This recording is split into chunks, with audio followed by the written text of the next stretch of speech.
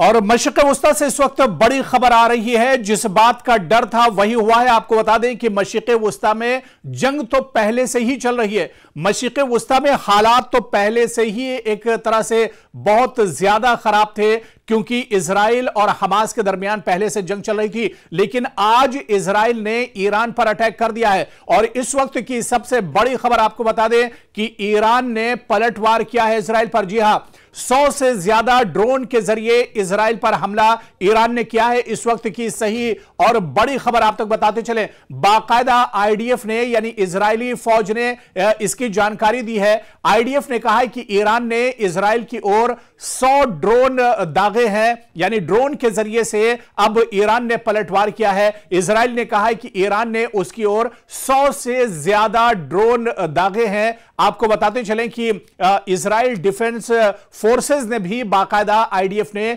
इसे कबूल किया है कि ईरान की तरफ से पलटवार किया गया है। और आपको बताते चलें कि आईडीएफ के जो तर्जुमान है ब्रिग एफी डेफरिन का भी कहना है कि ईरान ने तकरीबन 100 यूएवी इजरायली क्षेत्र की तरफ जो है वो ड्रोन दागे हैं, यानी ड्रोन से इजराइल ने ईरान ने माफ कीजिएगा यह हमला किया है, क्योंकि पहले इजराइल ने यह हमले की शुरुआत की है। इजराइल ने ताबड़तोड़ ईरान के कई बड़े शहरों को निशाना बनाया। खबर यह भी आ रही है कि ईरान की मुसल्लह अफवाज के चीफ ऑफ स्टाफ मोहम्मद बाकरी भी इस इजराइल के हमले में मारे गए हैं। हालांकि इस पर अब खामनई ने बड़ी धमकी दी है। खामनई ने कहा है कि इजराइल ने दरअसल अपनी कब्र खोद दी है और अब इजराइल नहीं बचेगा। इजराइल को एक तरह से नेस्तो नाबूद कर दिया जाएगा, इजराइल को खत्म कर दिया जाएगा। ईरान इस पर बड़ा जवाब देगा। और आपको बताते चले इस वक्त की सबसे बड़ी खबर कि ईरान ने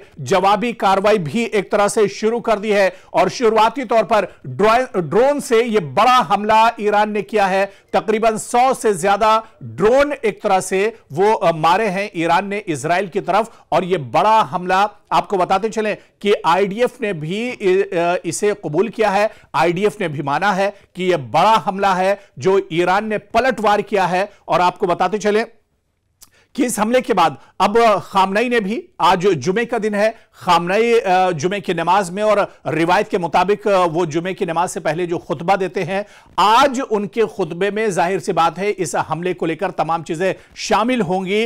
और बड़ा जैसे ही यह हमला हुआ है उसके बाद खामनई ने ये बड़ी धमकी दी है कि इजराइल को नेस्तो नाबूद कर दिया जाएगा, इजराइल को तबाह बर्बाद कर दिया जाएगा। और उसकी शुरुआत हो चुकी है। जैसे ही इजराइल ने अटैक किया ईरान के ऊपर, ईरान ने फौरन, क्योंकि ईरान ने यह कहा है कि खदशा जाहिर किया जा रहा था, यह बात एक तरह से देखी जा रही थी पिछले दिनों जिस तरह से अमेरिकी सदर का पूरे खित्ते का एक तरह से दौरा होता है और उसके बाद अमेरिका इराक से अपने जो सिफारती एहलकार हैं उन्हें एक तरह से वापस निकालता है। तो ऐसे में खदशा कहीं ना कहीं बहुत ज्यादा बढ़ गया था कि आने वाले दिनों में कोई बड़ी घटना एक तरह से होने वाली है, कोई बड़ा हमला एक तरह से होने वाला है। और इधर डोनाल्ड ट्रंप ने इशारा भी दिया था कि इजराइल ईरान पर हमला कर सकता है। हालांकि डोनाल्ड ट्रंप ने कहा था कि इजराइल खुद एक तरह से परेशानियों में घिरा हुआ है। मशरिक़ वुस्ता में आप देखिए 7 अक्टूबर के बाद हमास और इजराइल के दरमियान जिस तरह से जंग हुई है, उस जंग के बाद लगातार इजराइल घिरता जा रहा है। लेकिन नेतन्याहू अपनी नाकामी को छुपाने के लिए इस तरह की कार्रवाई कर रहे हैं। पहले गजा को तबाह बर्बाद कर दिया। गजा में एक तरह से पिछले 1.5 साल से लगातार जंग चल रही है, मशरिक़ वुस्ता में यह जंग चल रही है। और उसके बाद यमन भी कहीं ना कहीं इस जंग में कूद पड़ा था और हूसी लड़ाके लगातार इजराइल को निशाना बना रहे थे। चाहे बहरे अस्वद की बात करें, बहरे अहमर की बात करें, यहां से लेकर इजराइल तक लगातार अटैक हूसियों की तरफ से किए जा रहे थे।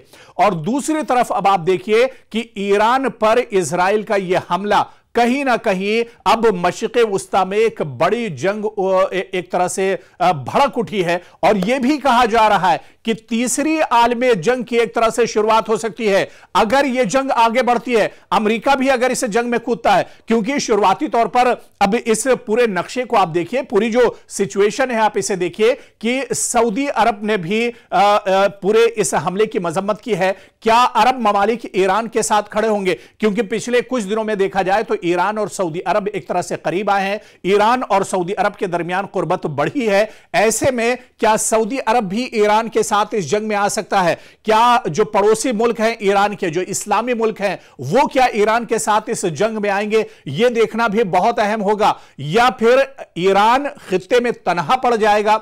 और अगर ईरान तनहा पड़ता है तो फिर यह लड़ाई ईरान किस तरह से लड़ेगा, इसे देखना भी बहुत अहम होगा। लेकिन शुरुआती तौर पर सऊदी अरब ने भी इस हमले की मजम्मत की है। दूसरी तरफ अमेरिका भी लगातार इस जंग पर नजर बनाए हुआ है, क्योंकि अब यह जंग एक तरह से शुरू हो चुकी है। पहले इजराइल ने हमला किया, इजराइल ने अमेरिका ईरान के कई शहरों पर हमला किया है और बड़े बड़े नुकसान का दावा इजराइल कर रहा है ईरान के अंदर, और ईरान ने भी पलटवार किया है। इमरजेंसी नाफिज कर दी गई है पूरे मशरिक़ वुस्ता में, मिडिल ईस्ट में। आप देखिए तो हलचल सी मच गई है, खलबली मच गई है। पहले से मशरिक़ वुस्ता आग के ढेर पर था, लेकिन ईरान और इजराइल, आप देखिए तस्वीर यहां पर बिल्कुल अलग है। ऐसा नहीं है कि अब फिलिस्तीन सामने, हमास सामने। हमास बहुत छोटा सा एक ग्रुप था जिससे इजराइल लड़ रहा था, और पिछले 1.5 साल से इजराइल हमास के खिलाफ लड़ रहा है। बहुत छोटा सा ग्रुप है, चाहे इसमें अल-क़साम की बात करें, चाहे सराया अल-कुद्स की बात करें, चाहे हुसियों की बात करें, चाहे यमन की बात करें, ये बहुत छोटे छोटे ग्रुप हैं। लेकिन अब मशरिक़ वुस्ता में ईरान के सामने इजराइल एक तरह से आ गया है। क्या ईरान अपने पूरे पावर का इस्तेमाल करेगा? क्या जो अरब ममालिक हैं वो ईरान के साथ इस लड़ाई में आते हैं? तो तस्वीर अब बहुत अहम हो गई है। और जिस तरह से एक्सपर्ट्स कह रहे हैं कि कहीं यह दुनिया में तीसरी आलमी जंग एक तरह से तो नहीं हो जाएगी, कहीं तीसरी वर्ल्ड वॉर की शुरुआत एक तरह से तो नहीं हो जाएगी, क्योंकि दुनिया कहीं 2 खित्तों में बंटने तो नहीं जा रही है। एक तरफ यूरोपीय कंट्रीज होंगे, एक तरफ वो मुल्क होंगे जो अमेरिका और इजराइल को सपोर्ट करते हैं, और दूसरी तरफ ईरान के चाहने वाले वो मुल्क होंगे, यानी इस्लामी कंट्रीज होंगे, और यूरोप के कुछ मुल्क जो ईरान को सपोर्ट करते हैं वो होंगे। तो अब ऐसे में देखना यह बहुत अहम होगा कि इस जंग तो शुरू हो चुकी है, लेकिन इस जंग का खात्मा कब होता है, कितनी जल्दी खात्मा होता है? क्योंकि ईरान भी पहले से तैयार था। जिस तरह से आज हमला हुआ है, उसके बाद खामनेई का बयान आया है कि इजराइल की नियत पहले ही वो एक तरह से भाप चुके थे, उनकी तैयारी एक तरह से पूरी थी। शुरुआत इजराइल ने की है और खात्मा ईरान करेगा।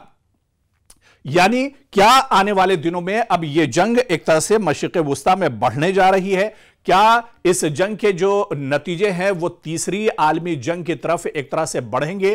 क्या दुनिया एक तरह से अब एक और जंग देखने जा रही है? और यह जंग अब इतनी आसान नहीं होगी, क्योंकि एक तरफ आप देखिए कि रशिया और यूक्रेन, फिर इसके बाद हमास और इजराइल, और अब क्या इजराइल और ईरान भी जंग होने जा रही है। यह बहुत अहम हो जाता है और इसे देखना भी बहुत अहम होगा, क्योंकि खामनेई ने भी पलटवार किया है, ईरान ने भी पलटवार किया है। ईरान ने ड्रोन हमला किया है इजराइल के जो बॉर्डर के एरियाज हैं, क्योंकि ईरान और इजराइल का जो पूरा महल वकू है, जो जोग्राफिया है, इसे आप देखिए तो इजराइल के जो सरहदी इलाके हैं वहां पर ड्रोन से हमला ईरान ने भी किया है। लेकिन दूसरी तरफ आप देखिए कि क्या अब इजराइल आगे भी इससे बड़ी कार्रवाई करेगा, क्योंकि इजराइल ने कहा है कि ईरान को नेस्तो नाबूद कर दिया जाएगा, उधर ईरान भी कह रहा है कि वो इजराइल को नेस्तो नाबूद कर देगा। तो इस जंग में अपर हैंड किसका होगा?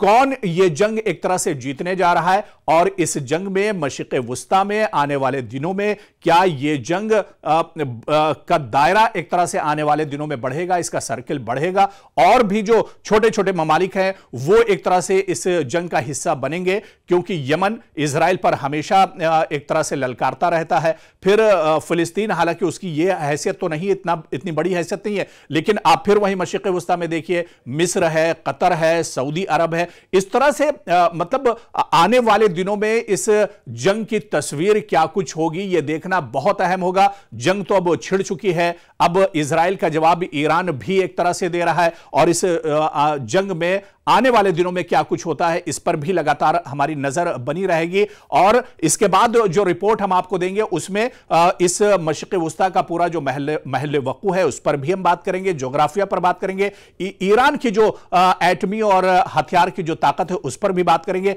इजराइल कितना पावरफुल है, और इजराइल पिछले 1.5 साल से जंग की हालत में है, ऐसे में क्या वो बड़ी लड़ाई लड़ सकता है, इस पर भी हम नजर डालेंगे।